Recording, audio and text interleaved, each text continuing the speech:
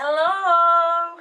Cette vidéo, je l'ai déjà filmée à peu près 3-4 fois. Voilà, dans l'année, avec des histoires différentes, des dynamiques différentes, des Wendy différentes.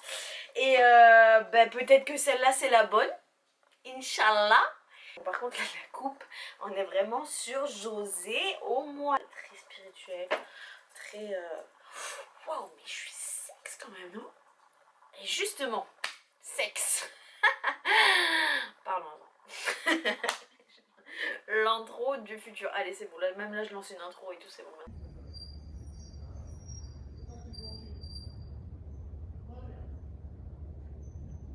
Voilà, intro. Là, je vous ai mis l'intrigue, sexe, attention, les petits coquins, hop hop hop, rentrez vos caleçons. On n'est pas là pour parler du sexe en positif. Parce que le sexe, j'ai envie de rigoler, mais c'est pas drôle, ça m'a torturée. Ça m'a torturée une bonne partie de ma vie, surtout à mon adolescence, comme beaucoup d'adolescents et comme beaucoup de personnes, j'en suis sûre, en ce moment. C'est pour ça que j'en parle, c'est pour ça que je suis là. Je suis là pour vous sauver la vie, rien que ça. Il n'y a pas de souci. À faire courte, pendant le Covid, ma soeur m'achète un livre qui m'intéressait énormément par rapport à ma sexualité.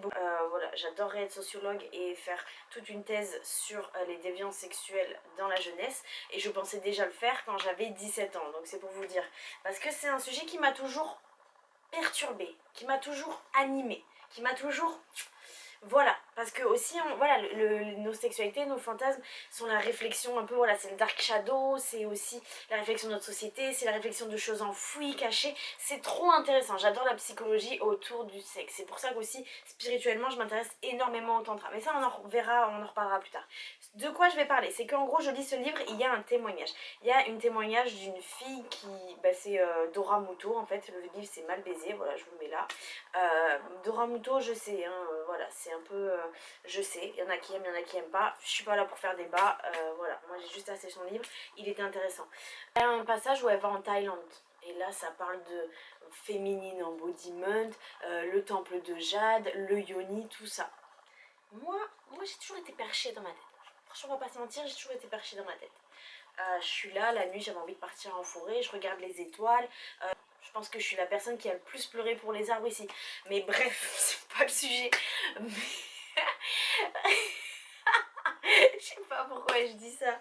Mais vraiment, le documentaire Il était une fois la forêt, je ne sais pas pourquoi, il m'a traumatisée. Je vous jure, j'ai vu ça quand j'avais 11 ans, je crois.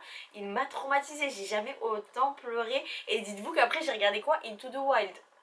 J'ai pleuré pendant 6 heures après. Je vous jure, ce moment de ma vie m'a traumatisée. Je crois que c'était une prise de conscience. Bref, c'est pas le sujet. Je lis le passage là de son témoignage en Thaïlande. En plus, elle n'est pas méga sceptique, mais voilà, elle le raconte. Moi, je chiale. Je chiale, je chiale, je chiale, je chiale. Je 100% chiale. Et je me dis, mais j'ai besoin de ça. Je me dis, c'est ça que je dois faire. Ça m'appelait de fou malade. J'étais déjà allée en Thaïlande en plus, peut-être voilà, il y avait un truc qui me raccrochait. Et en fait, je sais que voilà, moi j'ai plein de choses enfouies dans ma sexualité, de traumas, hein, on se sait. Voilà, je vais pas étaler ma vie sexuelle sur YouTube, du moins pas encore. Je me calme. Mais du coup, let's go. Objectif, partir là-bas. Voilà, Kopangan, la communauté spirituelle, partir là-bas. Économise des sous pendant 1 an et après hop on part pendant 5-6 mois en Asie du Sud-Est. Voilà, j'ai prévu de faire Thaïlande, Cambodge, Laos, Vietnam, Malaisie, Singapour en grandes lettres. Donc voilà, mon voyage sur 5 mois. Mais le premier mois je m'arrête à Koh Phangan et en gros but d'un mois, tu vois, de faire tout ce que j'avais envie de faire. Et là, vraiment, j'ai expérimenté au max. Ce qui est bien, c'est que Koh Phangan, voilà, le sud, c'est très festif, le haut, c'est très spirituel. Donc, j'avais le contraste qui m'allait bien. Et voilà, j'ai expérimenté plein de choses. L'estatic dance, alors la grosse découverte, j'ai pas arrêté d'en faire. J'ai adoré ça, j'adore danser. Ça m'a parlé de fou malade.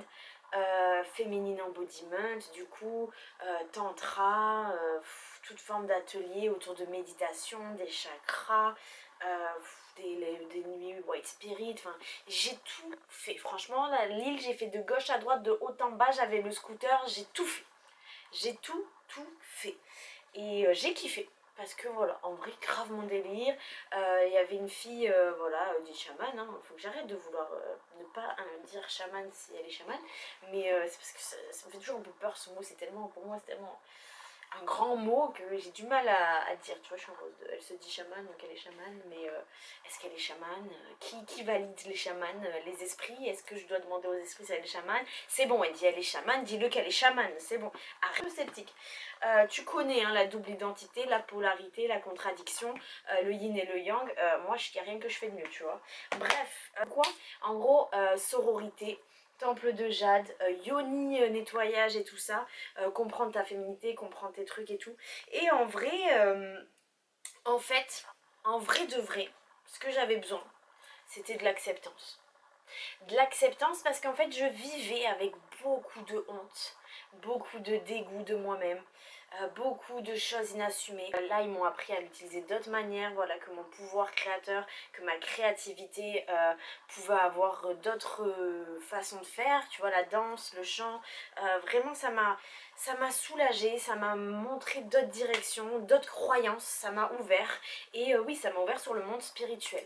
À ce moment-là, je faisais pas beaucoup de yoga, il y avait toujours voilà, des exercices de respiration, des mouvements, j'ai fait deux trois cours de yoga, mais voilà, c'était plus dans ce côté-là spirituel, plus dans le...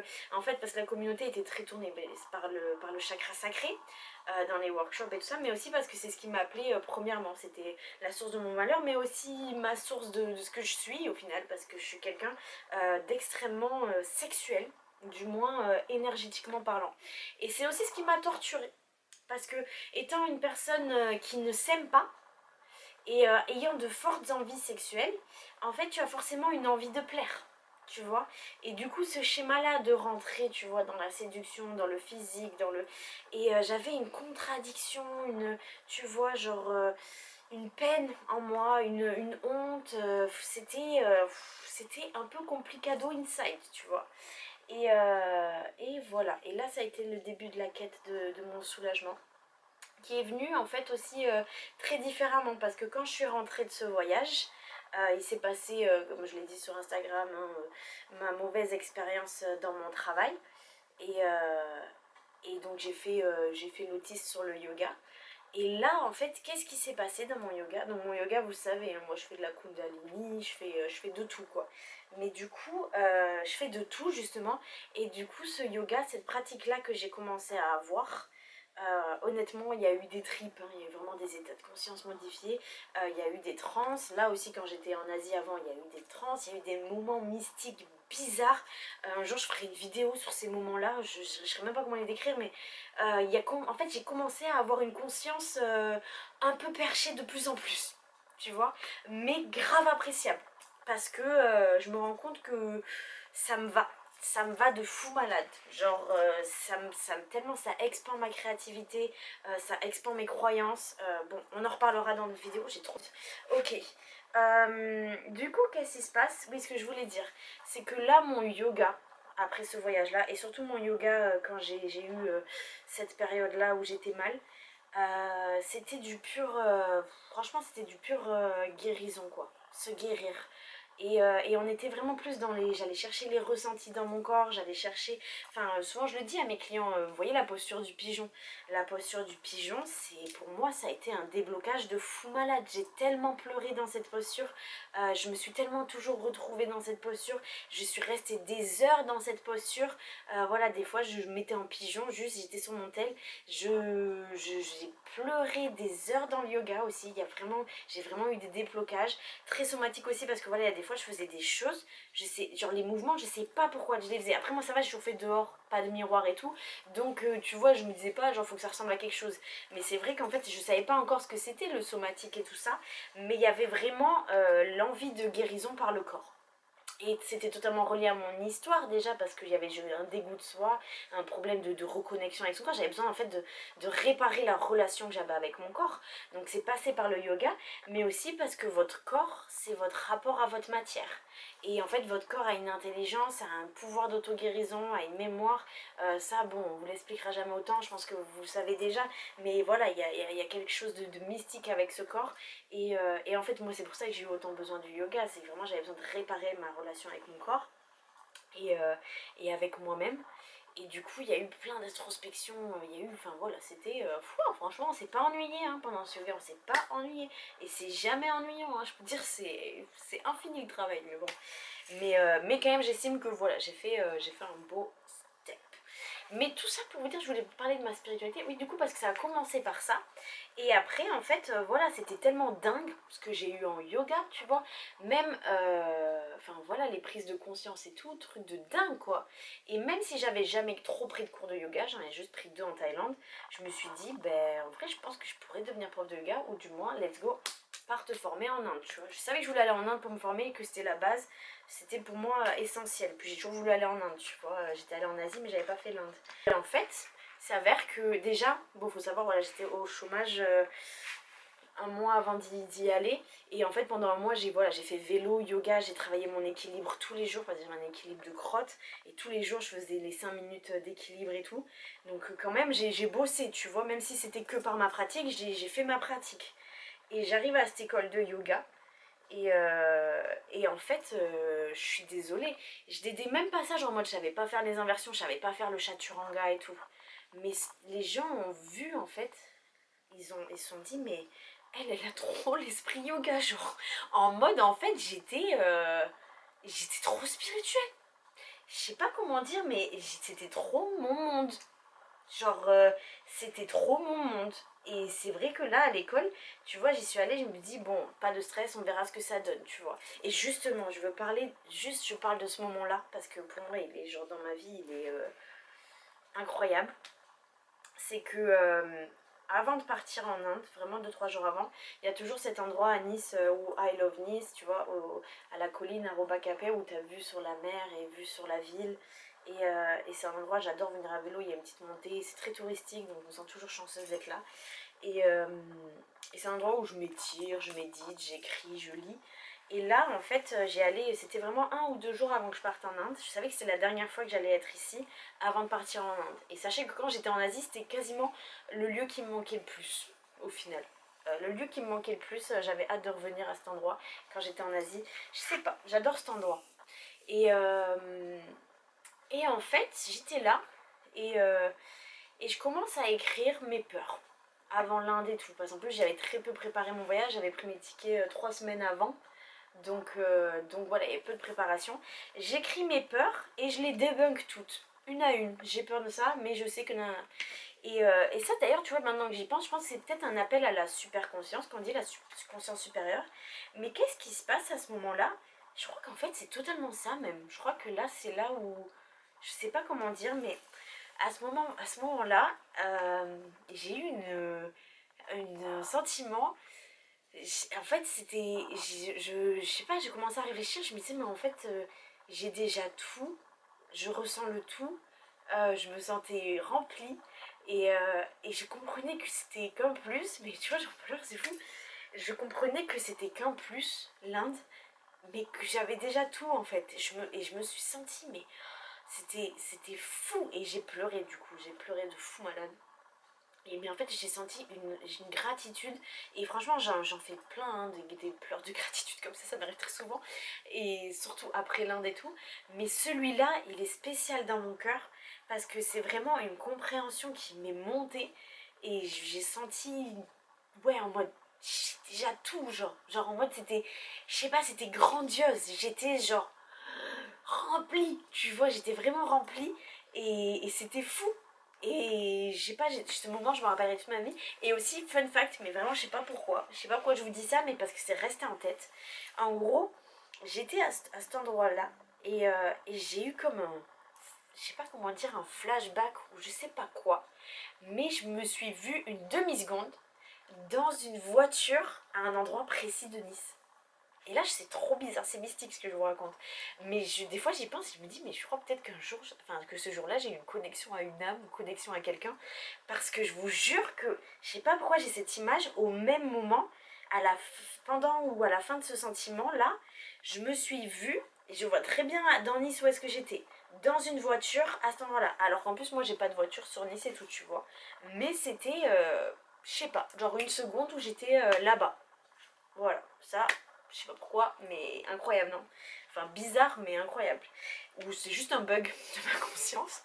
Mais bref, du coup, peut-être qu'il faut que je retrouve cette personne. Peut-être que cette personne a eu la même compréhension au même moment que moi. C'était genre, je sais pas, ça devait être entre le 15 et le 20 janvier, vu que je partais le 23. Ou peut-être entre le 20 et le 23 janvier 2024, je crois. Enfin bref, c'est bon, on va pas faire les recherches, on m'a dit, on va jamais retrouver cette personne. Et cette personne n'existe peut-être pas d'ailleurs, je ne sais pas ce qui s'est passé dans ma tête à ce moment-là. Mais là, je pense que il y avait un truc de... De toute façon, t'allais tout déglinguer en Inde. Quand t'as cette compréhension-là, tu savais que t'allais tout déglinguer, tu vois. Et en vrai, heureusement, j'avais cette compréhension-là, parce que il y a quand même, c'était des gens dans mon école doués quoi. Ils faisaient un peu des dingueries. On avait un contorsionniste, des profs de yoga qui étaient déjà profs de yoga depuis des années. Enfin voilà, tu vois. Mais j'étais bien sur mes appuis, tu vois. Et je me sentais tellement bien dans cette école. C'était tellement ouvert. J'ai vraiment pu mettre en place mon enfant intérieur. J'ai pu m'exprimer. Du coup, en fait, dans cette école, c'était un terrain au milieu de la Cambrousse de Goa. Et voilà, il y avait plein de palmiers et il y avait plein de chalas. On en avait 4 en tout, totalement à disposition. Des chalas en pierre, d'autres en bois, avec des tissus aérials, vus sur la forêt ou vus sur des voilages. Enfin bref, tout ça pour vous dire que ces chalas étaient tout le temps ouverts. Et du coup, la nuit, je pouvais aller faire mes trucs. Enfin, tu vois, c'était vraiment ouvert à toute forme de pratique. Tout le temps, tu avais toujours un espace si tu en avais besoin. Tu pouvais mettre la musique. Enfin, vraiment, c'était trop bien pour moi. Et là, j'ai pu vraiment expérimenter voilà, mes danses, mes mouvements. C'était trop bien, franchement. Et, euh, et voilà. Et aussi, je vais pas vous mentir, en fait, à cette école, je me suis rendu compte que j'avais largement le niveau pour être prof de yoga, en fait. Parce que j'avais la créativité, j'avais la spiritualité, j'avais l'envie, j'avais la compréhension, en fait, de la source de cette pratique. Et du coup, franchement, là-bas, ouais, ça m'a motivée. Je me suis dit, je peux être prof. Et surtout, en fait, je voulais être prof. Parce que là-bas, du coup, il y avait le contorsionniste. En fait, c'était vraiment chaque semaine, il y avait un atelier ouvert où un élève proposait justement un peu sa pratique, ce qu'il fait. On avait la capoeira, on avait la sophrologie, on avait le déblocage émotionnel de Tiffen, on avait le contorsionniste. Donc, super intéressant. Tu apprends plein de trucs de toute forme de pratique. Et j'ai pu proposer du coup le féminine embodiment qui moi me parlait parce que voilà, j'ai fait ça en Thaïlande, je voulais trop le propager en France. Pour moi c'était un peu révolutionnaire, il fallait créer des espaces comme ça. Et en fait là ça a été tellement bien accueilli et les gens m'ont dit mais vraiment Wendy il faut que tu fasses ça. Je le fais toujours pas. Sachez que je le fais toujours, mais ça va se mettre en place justement. Et j'ai hâte parce que je pense que je vais vraiment trouver mon public, mais surtout que ça va amener justement sur ce côté spirituel là à tellement plus d'ouverture sur d'autres choses, sur d'autres activités, sur d'autres partages, sur... enfin voilà, j'ai hâte de trouver cette communauté qui répondra à ma fréquence parce que... voilà, ma deuxième vidéo que je vais faire, que je vais vous présenter après celle-là, c'est My Big Vision et qu'est-ce que je veux apporter honnêtement parce qu'en fait quand je suis rentrée d'Inde j'ai dit ouais je vais faire le yoga, je vais tout donner mais en fait je savais déjà à ce moment-là que je voulais pas être prof de yoga toute ma vie, que c'était juste que je voulais voilà amener les gens à faire du yoga, amener cette spiritualité nouvelle parce que j'ai envie de développer beaucoup plus et j'ai envie d'offrir beaucoup plus et d'amener beaucoup plus. Et j'ai juste à trouver cette communauté, à la préparer aussi avec le yoga. Pourquoi le yoga? Le yoga et la méditation. Parce qu'en fait, pour moi, c'est la spiritualité ouverte, où tu as les compréhensions de base. Tu as maintenant, avec le yoga de l'Ouest, les compréhensions scientifiques. Et qu'en fait, une fois que l'être humain a ces compréhensions-là, ce savoir-là, il peut développer ses propres croyances. Il en a totalement la liberté. Et ce qui fait pour moi un être du coup unique et spirituel. Et j'ai envie de développer vraiment une communauté qui a ses propres croyances, qui a sa propre pratique, voilà, son propre feu intérieur et qui souhaite expérimenter en fait comme moi, hein, la transe, les états de conscience modifiés, le développement, la découverte, l'exploration de soi dans l'autre. Et moi, c'est vraiment c'est ce qui m'intéresse parce que voilà, je veux vraiment créer des moments de communion, de connexion avec l'autre, de jeu, de mystère, tu vois, que ça soit tantrique aussi, mais toujours voilà, quelque chose qui soit très conscient, très spirituel, sans substance. Et pour moi, c'est le futur. c'est le futur ouais, c'est mon côté artiste perché, mais putain, c'est ce qui me tente. Ce qui me tente, tu vois, ce genre d'événement. Et je veux pas quelque chose de faussement yin, yin, yin, tout est beau, tout est blanc. Je veux du yang aussi, tu vois. Je veux du noir et du blanc, je veux de la dark shadow work, je veux de la sincérité, je veux des propos qui choquent, je veux des débats, tu vois. Je veux de l'évolution, je veux du développement, je veux de l'ouverture d'esprit à outrance. Voilà, voilà ce que je veux. Bisous!